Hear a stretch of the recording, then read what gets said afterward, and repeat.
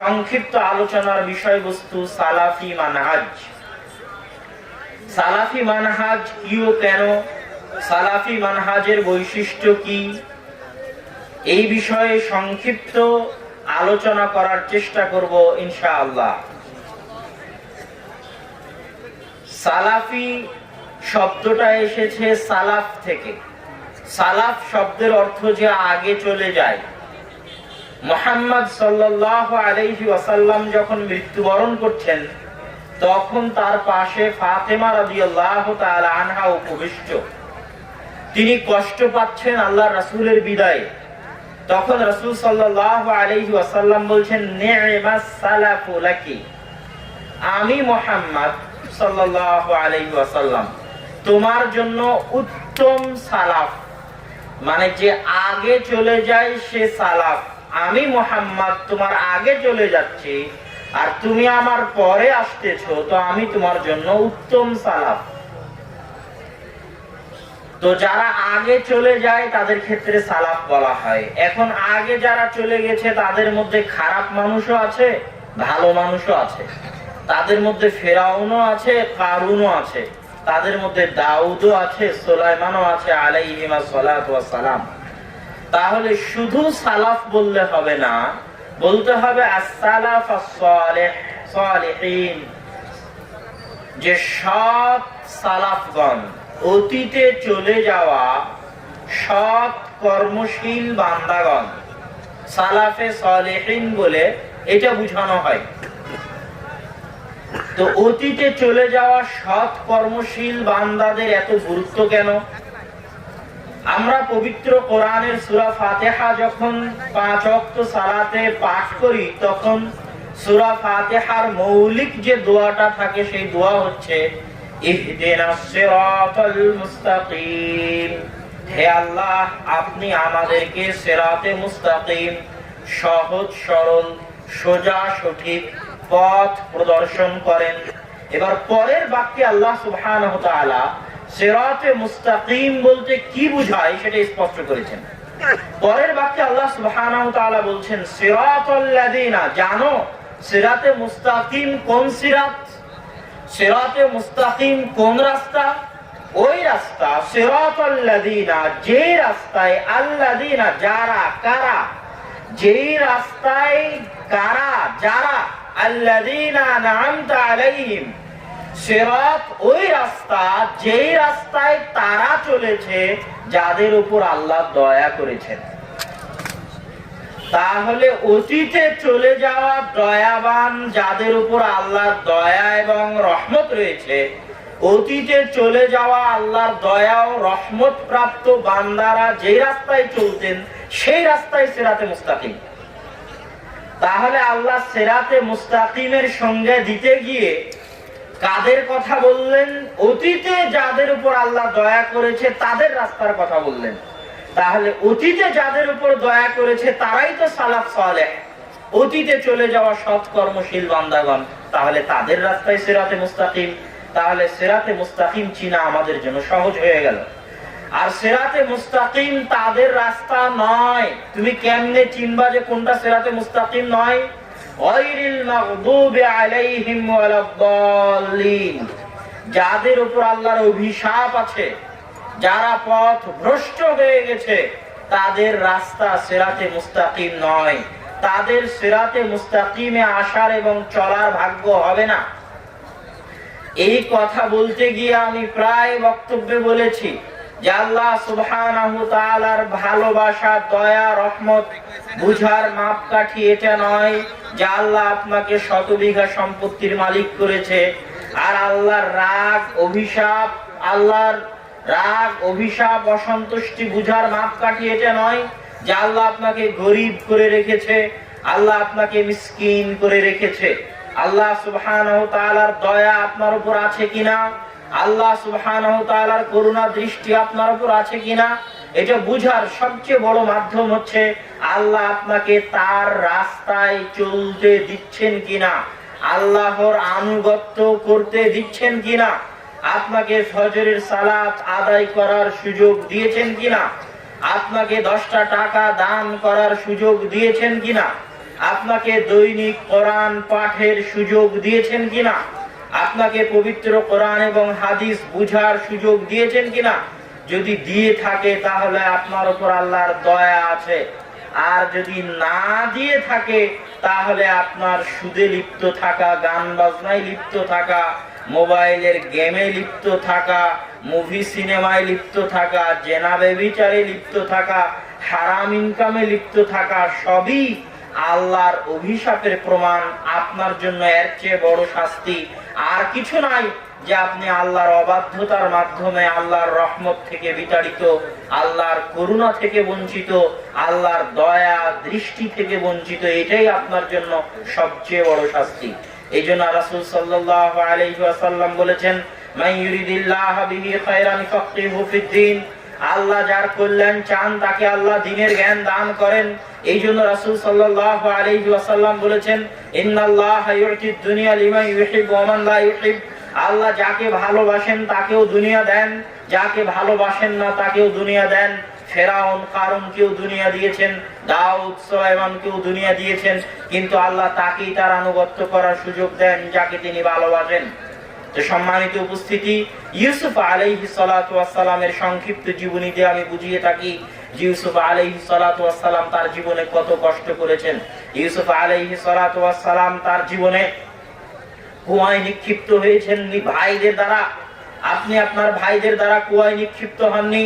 ইউসুফ আলাইহিস সালাতু ওয়াস সালাম বাজারে কৃতদাস হিসেবে বিক্রি হয়েছেন, আপনি বাজারে কৃতদাস হিসেবে বিক্রি হননি। ইউসুফ আলাইহিস সালাতু ওয়াস সালাম মানুষের বাড়িতে চাকর হিসেবে, গোলাম হিসেবে, দাস হিসেবে কাজ করেছেন। মানুষের বাড়িতে চাকর হিসেবে মানুষের কাজ করে দিয়েছেন, আপনি মানুষের বাড়িতে চাকর হিসেবে মানুষের কাজ করে দেননি। ইউসুফ আলাইহিস সালাতু ওয়াস সালাম বিশাল মিথ্যা অপবাদ মাথায় নিয়েছেন, আপনি মিথ্যা অপবাদ মাথায় নেননি। ইউসুফ আলাইহিস সালাতু ওয়াস সালাম মিথ্যা অপবাদ মাথায় নিয়ে 7 বছর জেল খেটেছেন, আপনি 7 বছর জেল খাটেননি। তারপরও বলেন তো ইউসুফের প্রতি আল্লাহর দয়া ছিল না? ছিল না? ইউসুফ আলাইহিস সালাতু ওয়াস সালামের প্রতি আল্লাহর দয়ার প্রমাণ হচ্ছে ইউসুফ আলাইহিস সালাতু ওয়াস সালামকে আল্লাহ সুবহানাহু ওয়া তাআলা জুলাইখার সাথে জেনার মতো মহা ভয়াবহ অপরাধ থেকে বাঁচিয়ে দিয়েছেন। এটাই আল্লাহর দয়ার প্রমাণ। এত বিপদে থাকার পরও ওই বিপদে থাকা আল্লাহর দয়া না দয়ার প্রমাণ নয়, গুনাহ থেকে বাঁচিয়ে দিয়েছেন, এটা আল্লাহর দয়ার প্রমাণ। আল্লাহ কি আপনাকে গুনাহের মধ্যে নিমজ্জিত রেখেছে? আপনি কি গুনাহের মধ্যে আছেন?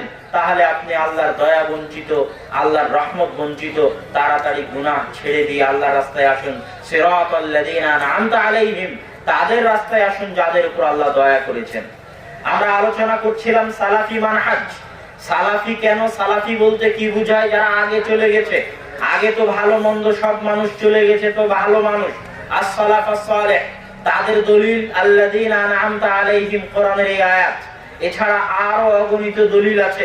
রাসূল সাল্লাল্লাহু আলাইহি ওয়াসাল্লাম বলেছেন, খায়রুল কুরুনি কারনি, শোনো সর্বোত্তম যুগ হচ্ছে আমার যুগ। শোনো, খায়রুল কুরুনি কারনি, সর্বোত্তম যুগ হচ্ছে আমার যুগ। সুম্মাল্লাযীনা ইয়ালুনাহুম, তারপরে সর্বোত্তম যুগ হচ্ছে তারপরের যুগ তথা তাবিঈদের যুগ। শোনো, তারপরের সর্বোত্তম যুগ হচ্ছে সুম্মাল্লাযীনা ইয়ালুনাহুম, তারপরের যুগ তথা তাবিঈদের যুগ। আল্লাহ রাসূল সাহাবীদের যুগকে শ্রেষ্ঠ যুগ বললেন, তাবিঈদের যুগকে শ্রেষ্ঠ যুগ বললেন, তাবিঈদের যুগকে শ্রেষ্ঠ যুগ বললেন, তারপরে তিনি আর শ্রেষ্ঠ যুগ বলেননি। সুতরাং ওই 200-250 হিজরি যাবত যে সমস্ত সাহাবী তাবিঈ ছিলেন, তাদের রাস্তাই সঠিক রাস্তা, তাদের রাস্তাই সিরাতে মুস্তাকিম। এবং ইতিহাস ঘাটলেও সেটা দেখা যায়। ওমর রাদিয়াল্লাহু তাআলা আনহুকে রাসূল সাল্লাল্লাহু আলাইহি ওয়াসাল্লাম বলেন, ওমর তুমি হচ্ছে বাবুল ফিতনা, ফিতনার দরজা। যেই দরজা যদি ভেঙে যায় তাহলে ফিতনা হু হু করে প্রবেশ করবে। ওই দরজা যদি খুলে দেওয়া হতো তাহলে আবার বন্ধ করা যেত, কিন্তু দরজা খুলে দেওয়া হবে না, দরজা ভেঙে যাবে। সেই দরজাটা কে? সেই দরজা ওমর রাদিয়াল্লাহু তাআলা আনহুর মৃত্যু হচ্ছে ফিতনার দরজা ভেঙে যাওয়া। তথা ওমর রাদিয়াল্লাহু তাআলা আনহুর মৃত্যুর পূর্ব পর্যন্ত সারা ইসলামী বিশ্বে, ইসলামী খেলাফতে আকীদা, আমল, চলাফেরা, মানহাজ, মাসলাক সব কিছু এক ছিল। আকীদায় কোনো মতভেদ, মাসলাক মানহাজে কোনো মতভেদ ছিল না। ওমর রাদিয়াল্লাহু তাআলা আনহুর জীবিত থাকা পর্যন্ত, আল্লাহ রাসূলের জীবিত থাকা অবস্থাতে তো ছিলই না। ওমর রাদিয়াল্লাহু তাআলা আনহুর মৃত্যুর পরে ফিতনার দরজা উন্মুক্ত হয়ে যায়। ওসমান রাদিয়াল্লাহু তাআলা আনহুর বিরুদ্ধে মানুষ বিদ্রোহ করে বসে, অবরোধ করে বসে।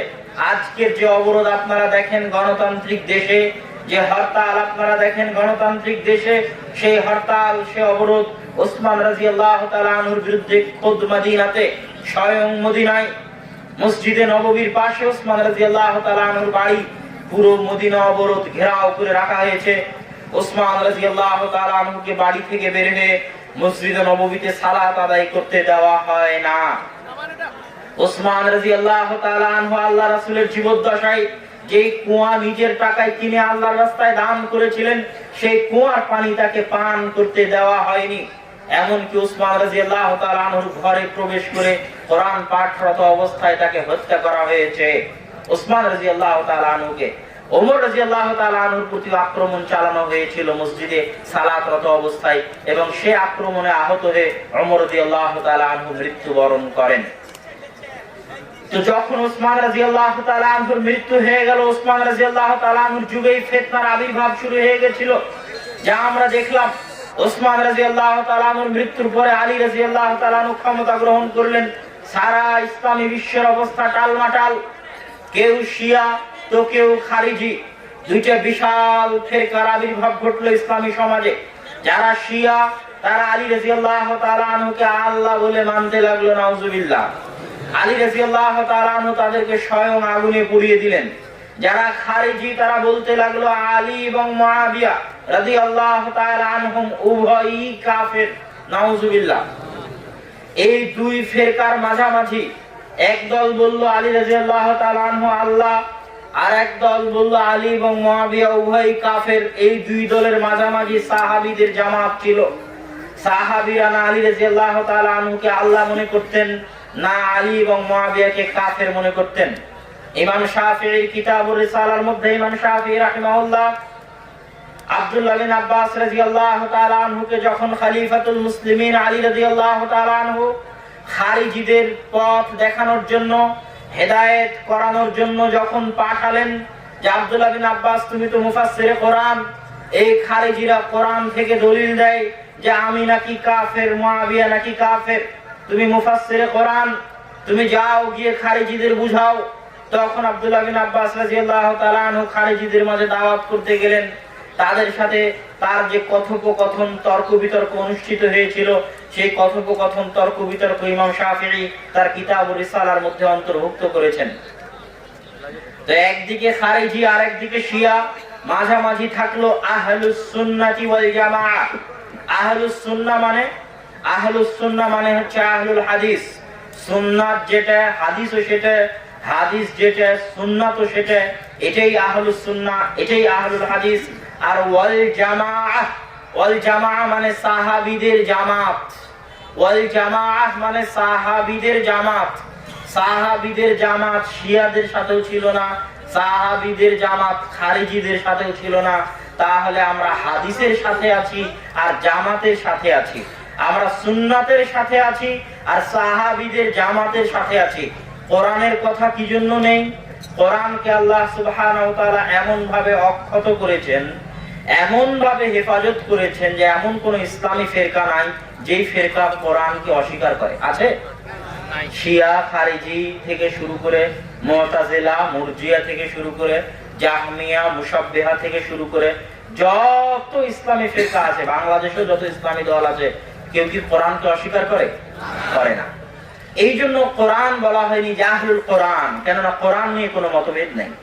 আহলুস সুন্নাহ, কেননা বহু মানুষ আছে যারা ছল চাতুরিতে হাদিসকে অস্বীকার করে, সুন্নাতকে অস্বীকার করে, বিভিন্ন পন্থা অবলম্বন করে হাদিস এবং সুন্নাতকে অস্বীকার করার জন্য।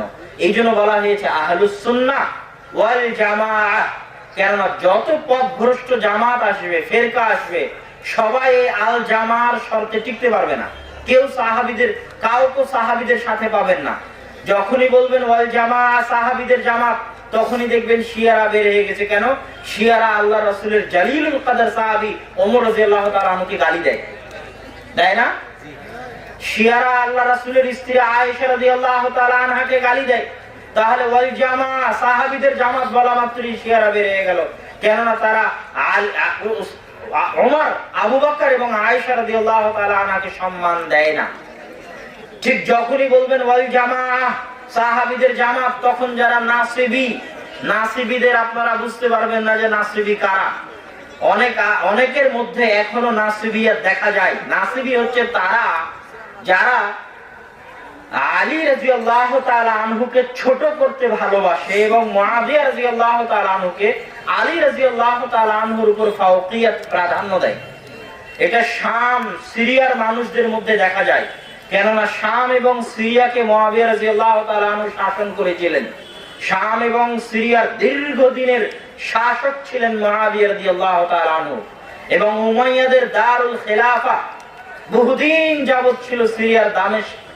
এই জন্য সিরিয়ার মানুষদের মধ্যে, যেহেতু মুআবিয়া রাদিয়াল্লাহু তাআলা আনহু সিরিয়ায় থাকতেন এবং তিনি সেখান থেকে গিয়ে আলী রাদিয়াল্লাহু তাআলা আনহুর বিরুদ্ধে যুদ্ধ করেছিলেন, এই জন্য সিরিয়ার মানুষদের মধ্যে আলী রাদিয়াল্লাহু তাআলা আনহুকে ছোট করে দেখার প্রবণতা অনেকের মধ্যে আছে, সকলের মধ্যে নয়।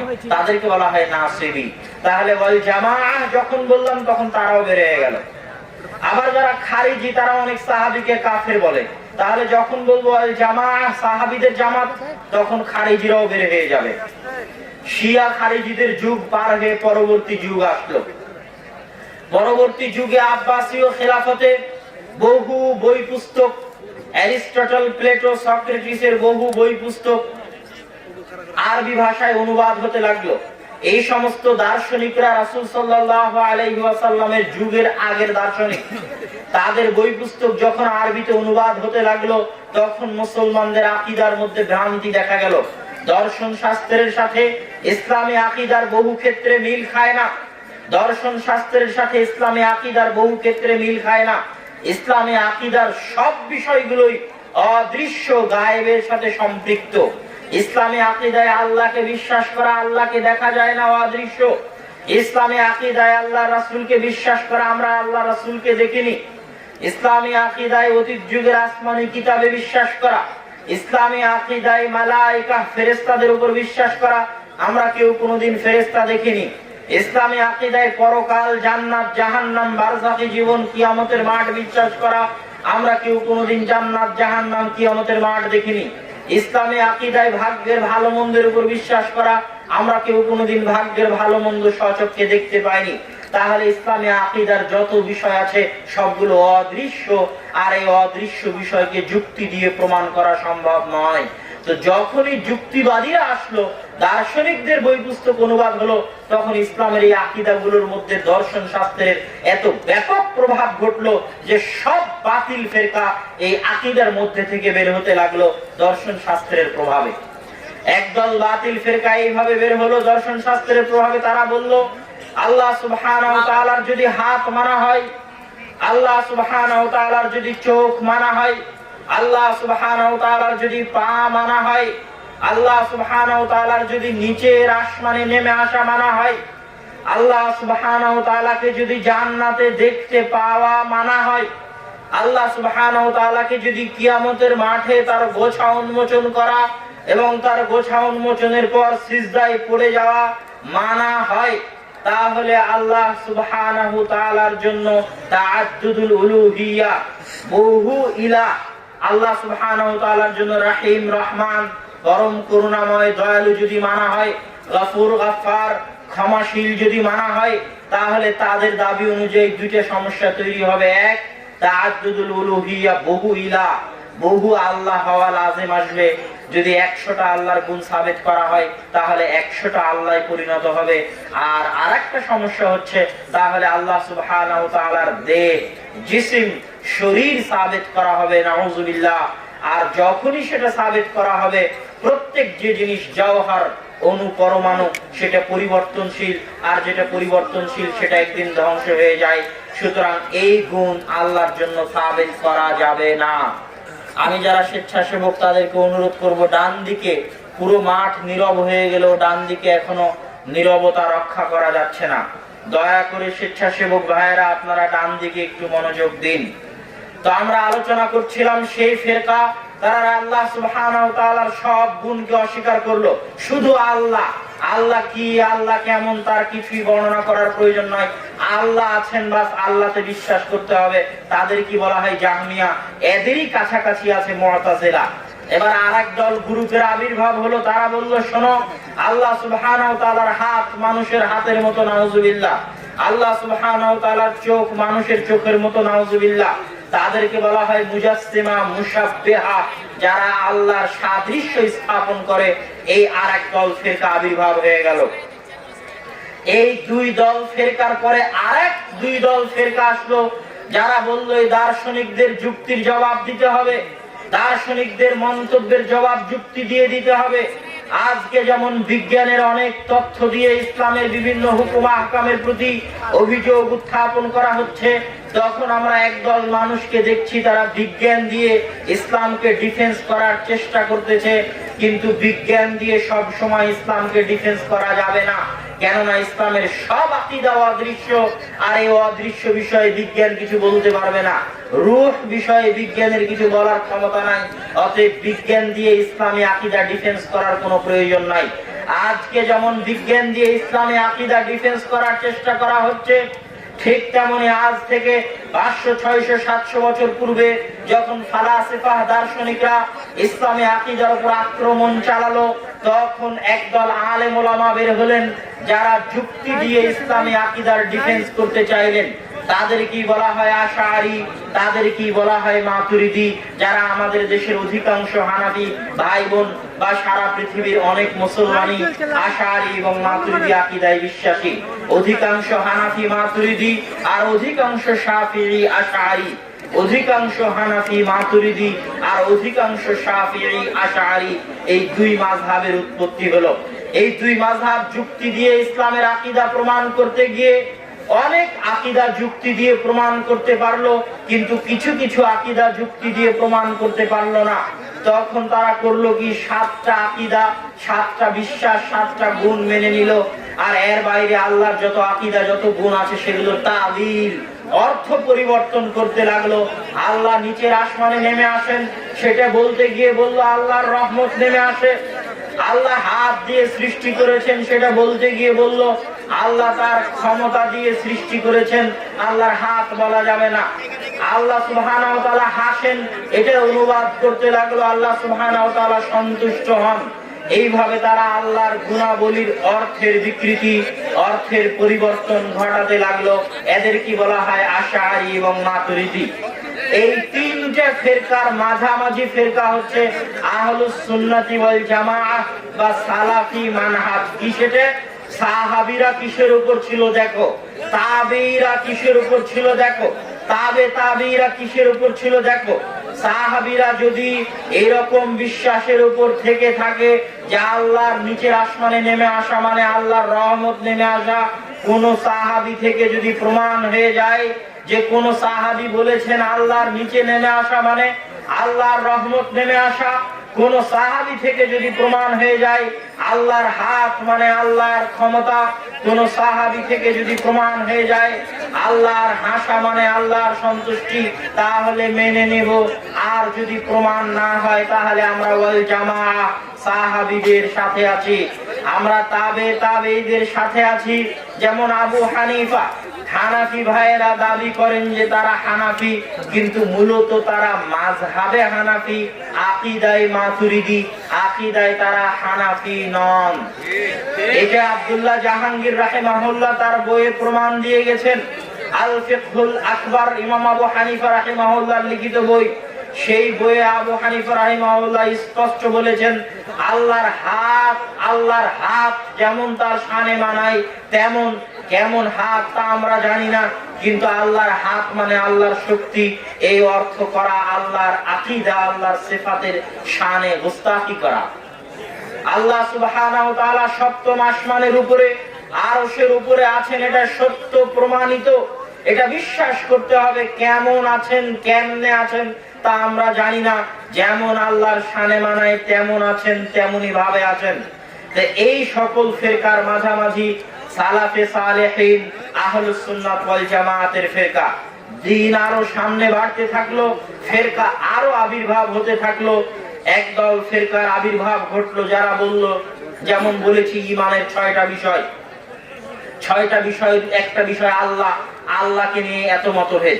এবার আর একটা বিষয় আছে তাকদীর, তাকদীর নিয়ে মতভেদ হয়ে গেল। একদল বলল, আজকে যেমন দেখবেন বহু মানুষ, আজকে যদি একটা আন্তর্জাতিক ক্রিকেট বা ফুটবল খেলার পরে ক্যাপ্টেনকে জিজ্ঞেস করা হয় আপনি কেন হেরেছেন, ক্যাপ্টেন যদি বলে ভাগ্যের দোষে হেরেছি, তাহলে মনে করা হবে সে সেকেলে, সে এখনো বিজ্ঞানের যুগে আসতে পারেনি, সে অচল অথর্ব অকর্মণ্য, এটাই মনে করা হবে, সে অশিক্ষিত মূর্খ, তাই মনে করা হবে।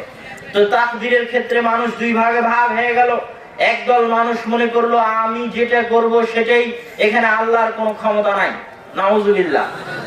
আর একদল মানুষ মনে করলো আমার কোনো ক্ষমতা নাই, আমারকে যা কিছু করি সব আল্লাহই করান, চুরি করলেও আল্লাহই করান, ডাকাতি করলেও আল্লাহই করান, হারাম খেলেও আল্লাহই খাওয়ান, নাউজুবিল্লাহ। এই দুইটা ফেরকা যখন তাকদীরের ক্ষেত্রে আসলো, তখন মাঝামাঝি সাহাবীদের কি আকীদা ছিল দেখো, সালাফি যারা সালাফ অতীতে চলে গেছে তাদের কি আকীদা ছিল দেখো, তাবে তাবিঈদের কি আকীদা ছিল দেখো। তাদের আকীদা যাচাই করতে গিয়ে দেখা গেল তারা এই জামাতের সাথেও নাই, এই জামাতের সাথেও নাই। তাদের আকীদা হচ্ছে আল্লাহ সুবহানাহু ওয়া তাআলা আমাদেরকে করার স্বাধীনতা দিয়েছেন, আমরা যা করি স্বেচ্ছায় করি, কিন্তু সেই করার ক্ষমতাও আল্লাহ সুবহানাহু ওয়া তাআলার দেওয়া। আমি বক্তব্য দিচ্ছি, স্বেচ্ছায় দিচ্ছি, কিন্তু আমাকে বক্তব্য দেওয়ার ক্ষমতা কার দেওয়া? আল্লাহ সুবহানাহু ওয়া তাআলার দেওয়া। আল্লাহ যদি না দিতে চান তাহলে আমি দিতে পারবো না, কিন্তু আমি দিচ্ছি স্বেচ্ছাতেই। এটা বুঝাতে গিয়ে আমি বহু বক্তব্যে বলেছি যে আল্লাহ সুবহানাহু ওয়া তাআলার ইচ্ছা বা ইরাদা দুই প্রকার, আল ইরাদা আল কাউনিয়াহ, আল ইরাদা আশ শারঈয়াহ। আল্লাহ সুবহানাহু ওয়া তাআলার পৃথিবী পরিচালনাগত ইচ্ছা আর আল্লাহ সুবহানাহু ওয়া তাআলার শারঈ ইচ্ছা। আল্লাহ সুবহানাহু ওয়া তাআলা শারঈ ভাবে এটা চান যে ইবলিস হেদায়েত প্রাপ্ত হোক, আল্লাহ সুবহানাহু ওয়া তাআলা শারঈ ভাবে এটা চান যে ফেরাউন ঈমান নিয়ে আনুক, এটা আল্লাহ চাইতেন, এটা আল্লাহর শারঈ চাওয়া। চাইতেন দেখে আল্লাহ মুসাকে পাঠিয়েছিলেন। আল্লাহর শারঈ চাওয়া যে আবু জাহাল ঈমান আনয়ন করুক, চাইতেন দেখে আল্লাহ মুহাম্মদ সাল্লাল্লাহু আলাইহি সাল্লামকে পাঠিয়েছেন। আল্লাহর শারঈ চাওয়া যে আবু তালেব ঈমান আনয়ন করুক, চাইতেন দেখে আল্লাহ মুহাম্মদ সাল্লাল্লাহু আলাইহি সাল্লামকে পাঠিয়েছেন। কিন্তু ফেরাউন যখন স্বেচ্ছায় আল্লাহ সুবহানাহু ওয়া তাআলাকে অস্বীকার করেছে, ইবলিস যখন স্বেচ্ছায় আল্লাহ সুবহানাহু ওয়া তাআলাকে অস্বীকার করেছে, তখন আল্লাহ ফেরাউন আর ইবলিসকে তাৎক্ষণিক শাস্তি দিয়ে তাদের হাত পা অবশ করে তাদের মুখমণ্ডল বন্ধ করে আল্লাহর ইবাদত করতে বাধ্য করেননি। আল্লাহর অবাধ্য হতে চেয়েছে, আল্লাহ হতে দিয়েছেন। কথা বুঝতে পারেননি? আল্লাহ চান না যে আপনি গান শুনেন, কিন্তু আপনি যখন স্বেচ্ছায় গান শুনতেছেন তখন আল্লাহ আবার আপনার কানটা বধির করে দেয় না, দেয় নাকি? কিন্তু আল্লাহ চাইলে তো দিতে পারেন। তাহলে আল্লাহ চান আপনি না শুনেন, কিন্তু যখন আপনি নিজে ইচ্ছায় শুনতেছেন তখন আল্লাহ বাধাও দেন না। কিন্তু যেই কান কাজে লাগিয়ে শুনতেছেন, ওই কানের শ্রবণ ক্ষমতা কার দেওয়া? আল্লাহ সুবহানাহু ওয়া তাআলার দেওয়া। এটাই হচ্ছে তাকদীরের ক্ষেত্রে আহলুস সুন্নাত ওয়াল জামাত, সাহাবীদের আকীদা, আল্লাহর রাসূলের আকীদা, সালাফে সালেহিনের আকীদা। আর তাকদীর এত কঠিন, এত জটিল, এত মজবুত বিষয় যে একজন মানুষ যদি উহুদ পাহাড়ের সমান স্বর্ণ আল্লাহর রাস্তায় দান করে, আর তার যদি তাকদীরের বিশ্বাসে টালমাটাল থাকে, তার ওই দান আল্লাহর দরবারে কবুল হবে না। এই জন্য তাকদীরের বিশ্বাস হতে হবে মজবুত। এই করোনার সময় মানুষ তাকদীরের বিশ্বাসে কে কত মজবুত ছিল এটার প্রমাণ দিতে হয়েছে। ভবিষ্যতে আরো আপনাকে প্রমাণ দিতে হতে পারে যে তাকদীরের বিশ্বাসে আপনি কত মজবুত। তাকদীর মুসলিম জাতির জন্য একটা দয়া, তাকদীরের বিশ্বাস মুসলিম উম্মার জন্য একটা দয়া। কেমনে দয়া? যদি তাকদীরের বিশ্বাস না থাকে তাহলে আপনি আত্মহত্যা করতে বাধ্য হবেন। যে যতগুলো ছেলে দেখবেন আত্মহত্যা করতেছে, এদের তাকদীরের উপর বিশ্বাস পরিপূর্ণ নাই, এটাই ঠিক। আপনি এসএসসি তে ফেল করেছেন তো কি হয়েছে? আল্লাহ সুবহানাহু ওয়া তাআলা আপনার জন্য এই ফয়সালা করেছিলেন, এটা আপনার ভাগ্যে ছিল, সাধ্য অনুযায়ী চেষ্টা করেছেন, সফল হতে পারেননি, ধৈর্য ধারণ করতে হবে, তাকদীরের উপর বিশ্বাস করতে হবে, এটাই তো ইসলাম। এবং সবর আর রিদা, এই দুইটার মধ্যে পার্থক্য আছে। অনেক মানুষ সবর এবং রিদার মধ্যে পার্থক্য বুঝে না। সবর মানে বিপদ আপদে পড়ার পরে ধৈর্য ধারণ করা মনে কষ্ট নিয়েও। সবর মানে বিপদে আপদে পড়ার পরে ধৈর্য ধারণ করা মনে কষ্ট নিয়েও, এটাকে বলা হয় সবর। আপনার সন্তান মারা গেছে, আপনি কষ্ট পেয়েছেন, কষ্ট নিয়েও আপনি ধৈর্য ধারণ করতেছেন, যেটা আল্লাহরই ফায়সালা, এটা ভাগ্যে ছিল, আল্লাহর জিনিস আল্লাহ নিয়ে গেছে। কিন্তু আরেকটা হচ্ছে রিদা, এটা সর্বোচ্চ স্তর, এই স্তরে খুব কম মানুষ পৌঁছতে পারে। সেটা হচ্ছে যখন আপনার সন্তান মারা যাবে, যখন আপনার 10 টাকা হারিয়ে যাবে, তখন মনে কষ্ট নয়, সানন্দ চিত্তে, আনন্দ চিত্তে, খুশির সাথে, সন্তুষ্টির সাথে, যে এটা আমার জন্য আমার প্রতিপালকের ফায়সালা ছিল, আমি আমার প্রতিপালকের এই ফায়সালাকে কোন প্রকার অন্তরে দুঃখ কষ্ট ছাড়াই মেনে নিচ্ছি, আমি এতে সন্তুষ্ট, আলহামদুলিল্লাহ আলা কুল্লি হাল, সর্বাবস্থায় আল্লাহ সুবহানাহু ওয়া তাআলার প্রশংসা। এটা হচ্ছে রিদা, সন্তুষ্টির স্তর। এই স্তরে খুব কম মানুষ পৌঁছতে পারে। তো আমরা আলোচনা করছিলাম তাকদীরের ক্ষেত্রেও মানুষ দুই ভাগে ভাগ হয়ে গেছে। মাঝখানে থেকেছে আহলুস সুন্নাত ওয়াল জামাত, সালাফি মানহাজের অনুসারীরা। তারপরে কোরআন নিয়ে মতভেদ হয়েছে। একদল মানুষ আহমদ বিন হাম্বলের যুগে, আব্বাসীয়দের যুগে বলেছে কোরআন কি আল্লাহর সৃষ্টি জীব, না কোরআন আল্লাহর বাণী। সৃষ্টি জীব মানে যেমন আমি আল্লাহর সৃষ্টি জীব, সৃষ্টি জীব মানে আসমান জমিন আল্লাহর সৃষ্টি জীব। আমি কি আল্লাহর সত্তার অংশ? আমি কি আল্লাহর সত্তার অংশ? আসমান জমিন কি আল্লাহর সত্তার অংশ? এটা আল্লাহর সৃষ্টি জীব, আল্লাহ সুবহানাহু ওয়া তাআলার সত্তার অংশ নয়। কিন্তু আল্লাহ সুবহানাহু ওয়া তাআলার কথা, আল্লাহ সুবহানাহু ওয়া তাআলার সত্তার অংশ কেন? এটা আল্লাহর কথা। তাহলে কোরআন কি আল্লাহর বাণী, আল্লাহর কথা, তথা আল্লাহর জাতের অংশ? আল্লাহ সুবহানাহু ওয়া তাআলা বলেছেন আল্লাহর কথা, না কোরআন আল্লাহর সৃষ্টি জীব, যেমন আল্লাহ আদমকে বানিয়েছেন তেমন কোরআনকে বানিয়েছেন? তো কোরআন হচ্ছে আল্লাহর কথা। এই মাসলায় মতভেদ হয়ে গেল। আহমদ বিন হাম্বল একাই অটল পাহাড়ের মতো টিকে ছিলেন। বাগদাদের রাস্তায় উল্টা করে ঘোড়ার পিঠে তাকে চাবুক দিয়ে পিটানো হয়েছে, তিনি এটার উপর অটল ছিলেন। তার এই অটলতার কারণে এই আকীদা প্রতিষ্ঠিত হয়েছে। মুসলিম জাতি, মুসলিম জাহান একটা ফিতনা থেকে মুক্তি পেয়েছে, আলহামদুলিল্লাহ। তো যুগ অতিক্রম হতে হতে ফিতনা আরো অধিক থেকে অধিক হতে লাগলো। যতগুলো ফিতনা, যতগুলো ফিরকার কথা বললাম, আল্লাহ সুবহানাহু ওয়া তাআলার আকীদা নিয়ে, রাসূল সাল্লাল্লাহু আলাইহি ওয়াসাল্লামের ক্ষেত্রে আকীদা নিয়ে, তাকদীরের আকীদা নিয়ে, আল্লাহ সুবহানাহু ওয়া তাআলার ঈমান নিয়ে, আল্লাহ সুবহানাহু ওয়া তাআলার নাম ও গুণাবলী নিয়ে, এই যে ফিরকাগুলো ভাগ হতে যেতে থাকলো, আর মাঝখানে সালাফে সালেহিন আহলুস সুন্নাত ওয়াল জামাতরা থাকলো। এটাই হচ্ছে সেই ফিরকা যাদের কথা রাসূল সাল্লাল্লাহু আলাইহি ওয়াসাল্লাম বলেছেন, লা তাযালু তায়ফাতুম মিন উম্মতি যাহিরিনা আলাল হক। আমার উম্মতের মধ্যে কিয়ামত পর্যন্ত একদল মানুষ থাকবে যারা হকের উপর টিকে থাকবে। যারা তাদের ক্ষতি করতে চাইবে তারা তাদের ক্ষতি করতে পারবে না, কিয়ামত পর্যন্ত তারা হকের উপরেই টিকে থাকবে। এটা রাসূল সাল্লাল্লাহু আলাইহি ওয়াসাল্লামের ভবিষ্যৎবাণী। সম্মানিত উপস্থিতি, এই হকের মানদণ্ড আরো স্পষ্ট ভাবে কিভাবে চিনবেন? এই হকের মানদণ্ড আরো স্পষ্ট চিনবেন যারা মুহাদ্দিস। তারা হচ্ছেন এই হকের মানদণ্ডের সবচেয়ে নিকটবর্তী, সবচেয়ে কাছের। কি জন্য তারা সবচেয়ে কাছের, সবচেয়ে নিকটবর্তী? আল্লাহ সুবহানাহু ওয়া তাআলা কোরআন হেফাজতের দায়িত্ব নিজে নিয়েছেন। কিন্তু কোরআনের পরবর্তী যে জিনিসটা হাদিস, এই হাদিস আল্লাহ সুবহানাহু ওয়া তাআলা হেফাজত করেছেন কাকে দিয়ে? মুহাদ্দিসদেরকে দিয়ে। মুহাদ্দিসরা এই হাদিসের পিছনে যত শ্রম, যত পরিশ্রম দিয়েছেন, শত বিজ্ঞানী, সারা পৃথিবীর সব বিজ্ঞানী মিলে তাদের বিজ্ঞান শাস্ত্রের জন্য তত পরিশ্রম দিয়েছে বলে কল্পনা করা যায় না। সারা পৃথিবীর সব ডাক্তার তাদের ডাক্তারি বিদ্যার জন্য তত পরিশ্রম দিয়েছেন বলে বিশ্বাস করা যায় না।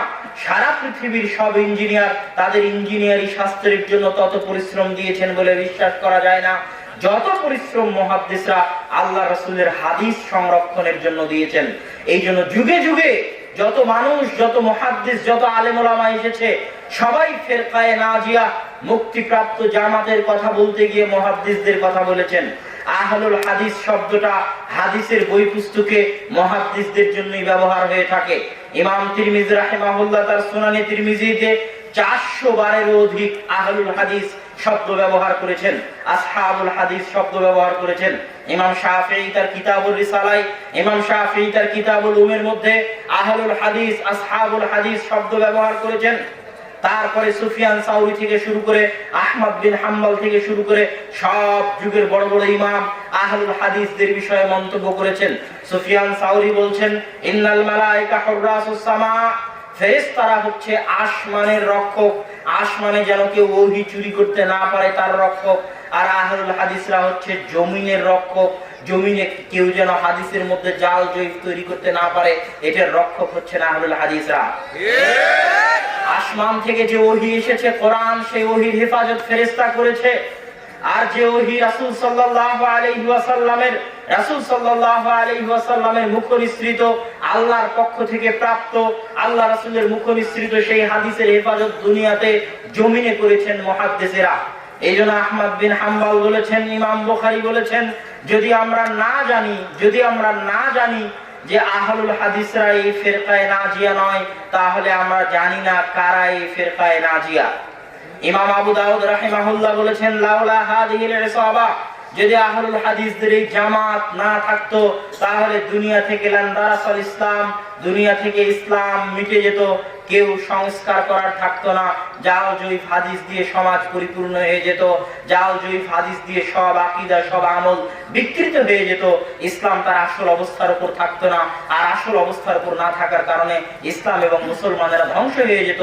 ইসলামের আকীদাকে হেফাজত করার জন্য, জাল জয়ীফ হাদিস থেকে, ভ্রান্ত আকীদা থেকে, বেদাত থেকে, শিরক থেকে হেফাজত করার জন্য সহিহ হাদিসকে আলাদা করার যে পরিশ্রম আহলুল হাদিস এবং মুহাদ্দিসরা যুগে যুগে দিয়েছেন, তার কারণে সবাই একমত যে ফিরকায়ে নাজিয়ার অতি নিকটবর্তী হচ্ছেন মুহাদ্দিসেরা রাহিমাহুমুল্লাহ। এই দীর্ঘ আলোচনা